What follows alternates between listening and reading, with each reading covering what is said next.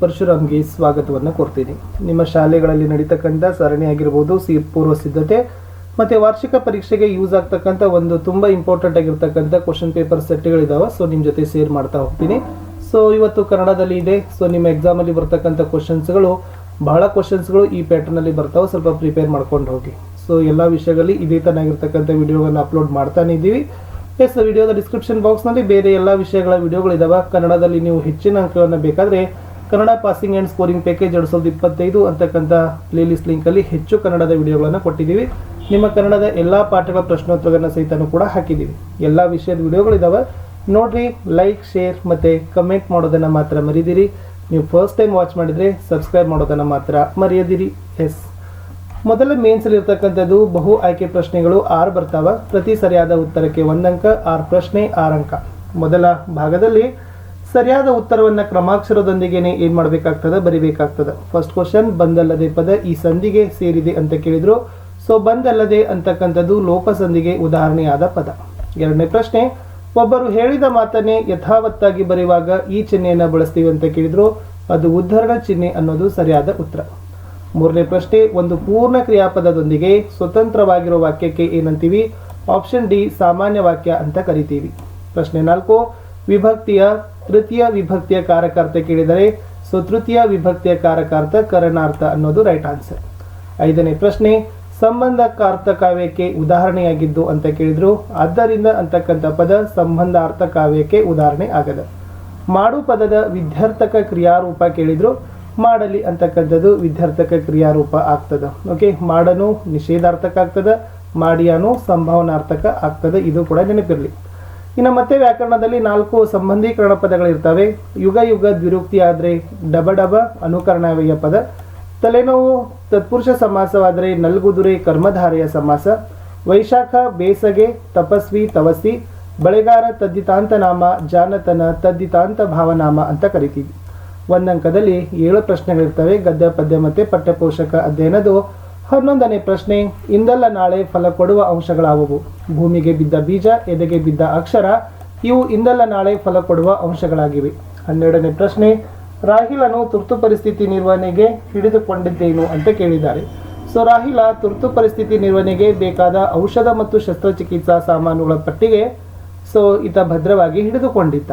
ಪ್ರಶ್ನೆ 13, ನೆಲ್ಸನ್ ರವರ ಮೂರ್ತಿ ಇರುವ ಸ್ಥಳದ ಹೆಸರೇನು? ಸೊ ನೆಲ್ಸನ್ ರವರ ಮೂರ್ತಿ ಇರುವ ಸ್ಥಳದ ಹೆಸರು ಅದು ಟ್ರಾಫಲ್ಗಾರ್ ಸ್ಕ್ವೇರ್ ಅಂತಕ್ಕಂತ ಹೇಳ್ತಾರೆ. 14ನೇ ಪ್ರಶ್ನೆ, ಕೌಸಂಬಿಯ ಅರಸ ಯಾರು? ಕೌಸಂಬಿಯ ಅರಸ ಅತಿಬಳ. 15ನೇ ಪ್ರಶ್ನೆ, ಕವಿಗೆ ಹುಲ್ಲಿನ ಹಾಸು ಯಾವ ರೀತಿ ಕಂಡಿದೆ? ಸೊ ಕವಿಗೆ ಹುಲ್ಲಿನ ಹಾಸು ಎಸ್. 16ನೇ ಪ್ರಶ್ನೆ, ದ್ರೋಣನು ಯಾರೊಡನೆ ಪರಶುರಾಮನ ಬಳಿಗೆ ಬಂದನು? ಸೊ ದ್ರೋಣ ಅಶ್ವತ್ಥಾಮನೊಡನೆ ಸೊ ಪರಶುರಾಮನ ಬಳಿಗೆ ಬಂದ ಅಂತಕ್ಕಂಥದ್ದನ್ನು ನೀವೇನು ಮಾಡಬೇಕಿತ್ತು, ಬರಿಬೇಕಿತ್ತು. ಇನ್ನು ಪುಟ್ಟಪೋರಿ ಏನು ಮಾಡುತ್ತಿದ್ದಾಳೆ ಕೇಳಿದ್ದಾರೆ. ಸೊ ಪುಟ್ಟಪೋರಿ ಮುಸುರೆ ತಿಕ್ಕುತ್ತಿದ್ದಾಳೆ ಅಂತಕ್ಕಂಥದ್ದು ಉತ್ತರ ಬರ್ತದೆ. Okay, S. 15ನೇ ಪ್ರಶ್ನೆ ಉತ್ತರವನ್ನು ನಿಮ್ಮ ಕಮೆಂಟಲ್ಲಿ ನಿರೀಕ್ಷೆ ಮಾಡ್ತೀವಿ. ಸೊ ಅಲ್ಲಿನೂ ಕೂಡ ನಾನು ಕಮೆಂಟಲ್ಲಿ ಹಾಕ್ತೀನಿ, ಅದನ್ನು ಕೂಡ ನೋಡ್ಕೊಡ್ರಿ.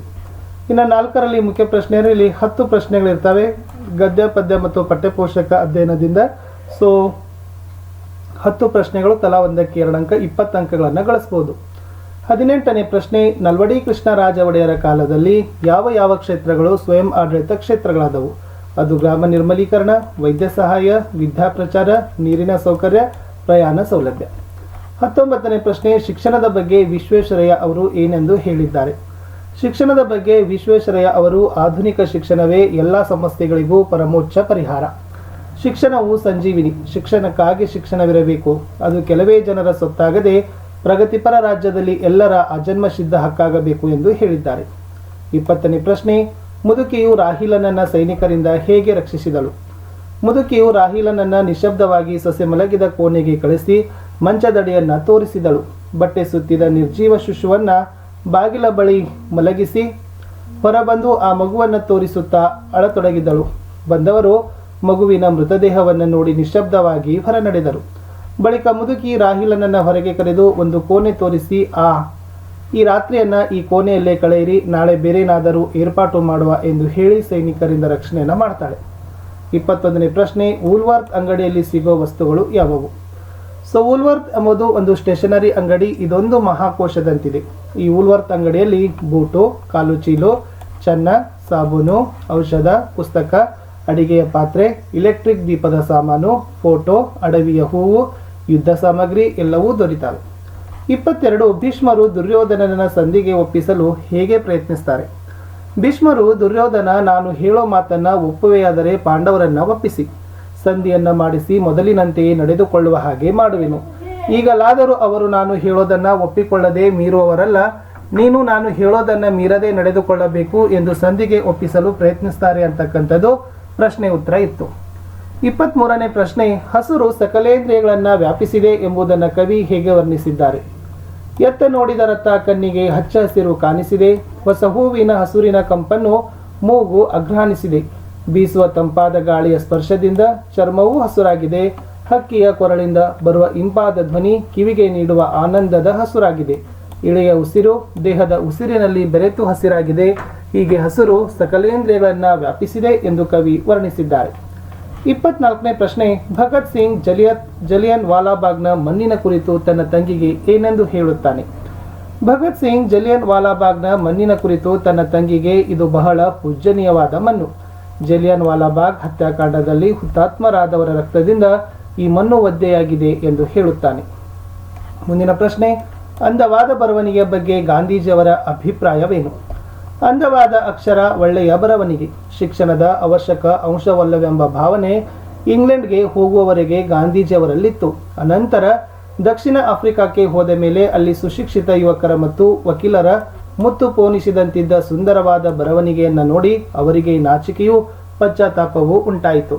ಕೆಟ್ಟ ಅಕ್ಷರದ ಬರವಣಿಗೆ ಅಪಕ್ವ ಮತ್ತು ಅಪೂರ್ಣ ಶಿಕ್ಷಣದ ಚಿಹ್ನೆ ಎಂದು ಅರಿತರು. ಒಳ್ಳೆಯ ಬರವಣಿಗೆ ಉತ್ತಮ ಶಿಕ್ಷಣದ ಅವಶ್ಯವಾದ ಅಂಶವೆಂಬುದನ್ನು ಪ್ರತಿಯೊಬ್ಬ ಯುವಕ ಯುವತಿಯು ತಿಳಿದುಕೊಳ್ಳಲಿ ಎಂಬುದು ಅಂದವಾದ ಬರವಣಿಗೆಯ ಬಗ್ಗೆ ಗಾಂಧೀಜಿಯವರ ಅಭಿಪ್ರಾಯವಾಗಿದೆ.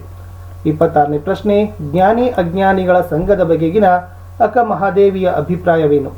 ಅಜ್ಞಾನಿಗಳೊಂದಿಗೆ ಸ್ನೇಹ ಮಾಡಿದರೆ ಕಲ್ಲು ಹೊಡೆದು ಕಿಡಿಯನ್ನ ಹೊತ್ತಿಸಿಕೊಂಡಂತೆ, ಅದು ಎಲ್ಲವನ್ನೂ ಸುಟ್ಟು ಹಾಕುತ್ತದೆ. ಅದೇ ಜ್ಞಾನಿಗಳೊಡನೆ ಸ್ನೇಹ ಮಾಡಿದರೆ ಮೊಸರನ್ನ ಕಡೆದು ಬೆಣ್ಣೆಯನ್ನ ತೆಗೆದಂತೆ.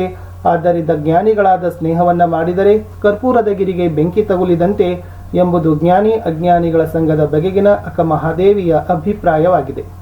27 ಪೈಗಳ ತಮ್ಮನ ನೂಲು ಮದುವೆ ದಿನ ಅಂಗಳದಲ್ಲಿ ಏನೇನು ಸಿದ್ಧತೆಗಳಾಗುತ್ತಿದ್ದವು?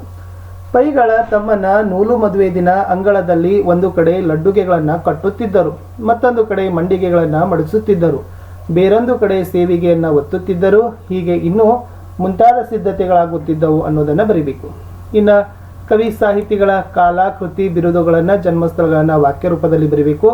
ದೇವನೂರು ಮಹಾದೇವ, ಕಾಲ 1948, ಸ್ಥಳ ಮೈಸೂರು ಜಿಲ್ಲೆ ನಂಜನಗೂಡು ತಾಲೂಕಿನ ದೇವನೂರು.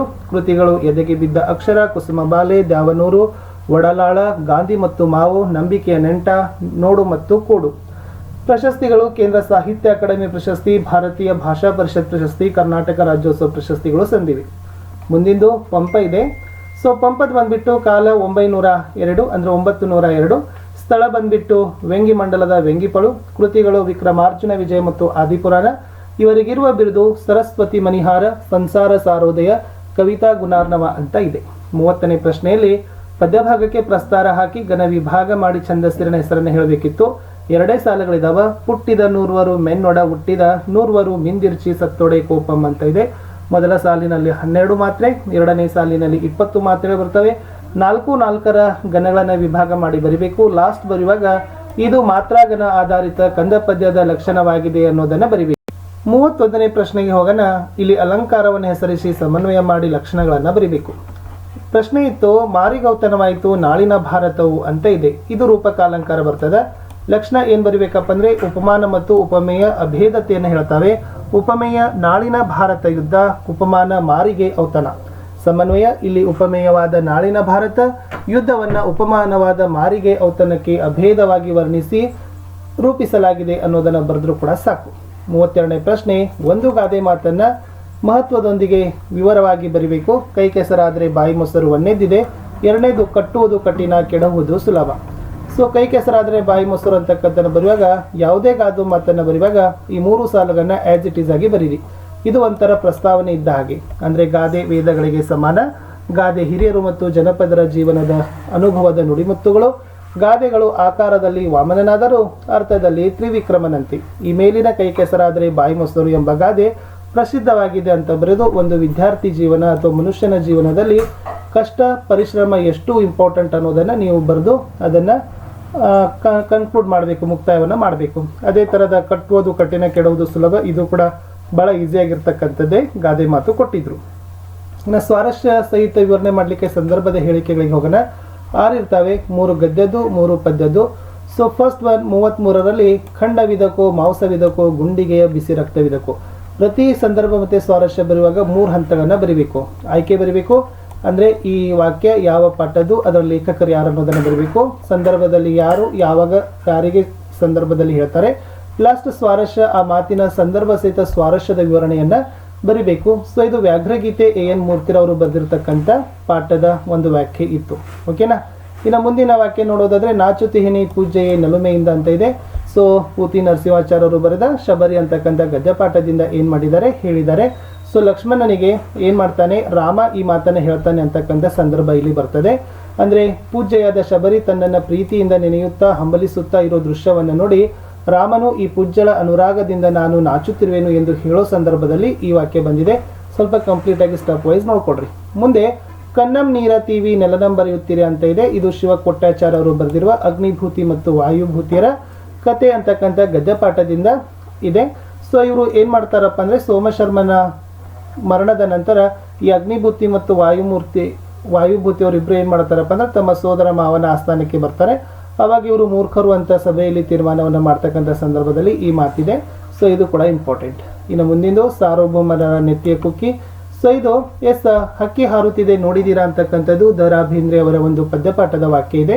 ಸೊ ಸಾರ್ವಭೌಮರ ನೆತ್ತಿಯ ಕುಕ್ಕಿ ಅಂದರೆ ಸೊ ಇಲ್ಲಿ ಸಾರ್ವಭೌಮತೆಯನ್ನು ವಿವರಣೆ ಮಾಡುವ ಸಂದರ್ಭದಲ್ಲಿ ಕವಿ ದ ರಾ ಬೇಂದ್ರೆ ಅವರು ಈ ಮಾತನ್ನು ಹೇಳಿದ್ದಾರೆ ಅಂತಕ್ಕಂಥದ್ದು ಇತ್ತು.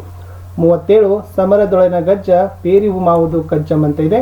ಇದು ಛಲಮೆನೆ ಮೆರವಂ ಅಂತಕ್ಕಂಥ ಪದ್ಯಪಾಠದ ಒಂದು ವಾಕ್ಯವಾಗಿದೆ. ಸೊ ಏನು ಯುದ್ಧದಲ್ಲಿ ಮುಂದಿನ ಕಾರ್ಯ ಯಾವುದೆಂದು ಹೇಳಿರಿ ಎಂದು ಕೇಳಿದ ಸಂದರ್ಭದಲ್ಲಿ ಸೊ ಯಾರು ದುರ್ಯೋಧನ ಭೀಷ್ಮನರಿಗೆ ಈ ಮಾತನ್ನು ಹೇಳ್ತಕ್ಕಂಥ ಸಂದರ್ಭದಲ್ಲಿ ಇದು ಬರ್ತದೆ. ಇನ್ನು ರಘುದ್ವಹನ ಸೋಲಿಗಳಿನ ಮಿಸಲ್ ಅಂತ ಇದೆ. ಇದು ಕೂಡ ವೀರಲವ ಅಂತಕ್ಕಂಥ ಲಕ್ಷ್ಮೀಶ ಬರೆದ ಪದ್ಯದ ಒಂದು ವಾಕ್ಯ ಇದೆ. ಸೊ ಏನು ಮಾಡ್ತಾರಪ್ಪ ಅಂದರೆ ಕವಿ ಈ ಯಜ್ಞಾಂಶವನ್ನು ವಾಲ್ಮೀಕಿ ಆಶ್ರಮದಲ್ಲಿ ಹೊಕ್ಕತದಲ್ಲ ಆ ಹೇಳ್ತಕ್ಕಂಥ ಸಂದರ್ಭದಲ್ಲಿ ಈ ಒಂದು ವಾಕ್ಯ ಬಂದಿತ್ತು. ಇದು ಕೂಡ ಇಂಪಾರ್ಟೆಂಟ್ ಇದೆ. ಇನ್ನು ಪದ್ಯ ಭಾಗಗಳನ್ನು ನೋಡೋದಾದ್ರೆ ಸಂಕಲ್ಪ ಗೀತೆದಿದೆ. ಕಲುಷಿತವಾದಿ ನದಿ ಜಲಗಳಿಗೆ ಮುಂಗಾರಿನ ಮಳೆಯಾಗೋಣ, ಬರಡಾಗಿರುವಿ ಕಾಡು ಮೇಡುಗಳ ವಸಂತವಾಗುತ್ತ ಮುಟ್ಟೋಣ, ಮತಗಳೆಲ್ಲವೂ ಪಥಗಳು ಎನ್ನುವ ಹೊಸ ಎಚ್ಚರದಳು ಬದುಕೋಣ, ಭಯ ಸಂಶಯದಳು ಕಂದಿದ ಕಣ್ಣುಳು ನಾಳಿನ ಕನಸನ್ನು ಬಿತ್ತೋಣ. ಇನ್ನು ಹೇಗಿರ್ತದಂದ್ರೆ ಪದ್ಯಗಳು ಹೊಸಗನ್ನಡದಲ್ಲಿ ಬರಿಬೇಕಾದ್ರೆ ಭಾವಾರ್ಥ ಹಳಗನ್ನಡದು ಇರ್ತದೆ. ಇನ್ನು ಪದ್ಯ ಕಂಪ್ಲೀಟ್ ಮಾಡೋಕ್ಕೆ ಹಳಗನ್ನಡ ಇದ್ದರೆ ಭಾವಾರ್ಥ ಹೊಸಗನ್ನಡ ಇರ್ತದೆ. ಇಲ್ಲಿ ಒಂದು ವೇರಿಯೇಷನ್ ಮಾಡ್ತಾರೆ. ಕ್ವಶನ್ ಪೇಪರ್ ನೋಡಿದರೆ ನಿಮಗೆ ಗೊತ್ತಾಗ್ತದೆ. ಇನ್ನು ಮೌಲಾಧಾರಿತ ಸಾರಾಂಶವನ್ನು ಬರಲಿಕ್ಕೆ ನಿಮಗೆ ಇದು ಈ ಒಂದು ಪದ್ಯವನ್ನು ಕೊಟ್ಟಿದ್ರು. ಇದು ಕೆಮ್ಮನೆ ಮೀಸೆ ಒತ್ತನೆ ಅಂತಕ್ಕಂಥ ಪದ್ಯದ ಸಾಲುಗಳಿರ್ಬೋದು. ನೀವುಗಳು ಕೂಡ ನೋಡ್ಕೊಡ್ರಿ. ನಿನಗೆ ಹಸ್ತಿನಾಪುರದ ರಾಜ್ಯದ ಘನತೆಯನ್ನು ಮಾಡುವೆನು ಪಾಂಡವ ಅಂತ ಇದೆ. ಸೊ ಇದನ್ನು ಕೂಡ ನೀಟಾಗಿ ನೋಡಿಕೊಂಡು ನೀವೇನು ಮಾಡ್ಬೋದಪ್ಪ ಅಂತಂದರೆ ಬರಿಬಹುದು.